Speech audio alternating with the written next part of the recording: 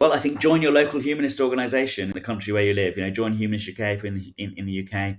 Join your humanist organisation if you're in another country, and then get involved from there. I mean, most humanist organisations, as well as communicating with their members, will ask their members what they're interested in doing and give them opportunities to volunteer or to work or to train or be developed into different roles. And I think the more people that do that, the better. But of course, humanist activism can't be confined to humanist organisations. I think that more humanists need to get involved in politics, in local politics, in national politics.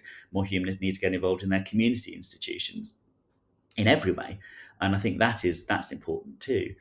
We must be outward looking, not just look inside and build sort of humanist communities, but use the fortitude and resilience that we get from being part of humanist communities to change the outside world and to look outwards and to be part of those communities that are not communities of belief, but communities of other interests or local communities or political communities. And that's really obviously the best way to effect change that can help everyone. I know that a lot of people are, these days, some people are very uncomfortable about identities and don't think they have an identity. And a common response to people who are maybe third generation non-religious, for example, who come across or are leaving a very religious identity. These are two different reasons for not liking identities, but we get them both, unfortunately, in the humanist movement. Who say, I don't know why I don't want to be a humanist, a bit of an identity. I'm not sure if I want to identify. Isn't it just common sense? Why do you need an identity? Well, those people have to remember that it's not common sense, that only a third of the people, even in this country, have a humanist approach to life.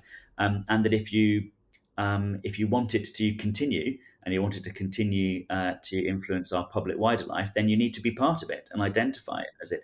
Michael Rosen, the great children's author, who wrote a children's book about humanism, I interviewed him at the launch, and I said, why do you think that we need to? What's your response to this idea that we don't really need to put the concept of humanism out there or the identity of humanist? What do you think? And he said, absolutely, we need to. You can't understand a thing. In fact, a thing isn't even real unless it's got a name, unless there's a word. That you can. This is what he's learned from his life of children's education, of course. Is that it's the first thing you teach children? This is what this is. This is humanist. This is something else that you need to have a word. Otherwise, the thing isn't real. And I think that too many people forget that.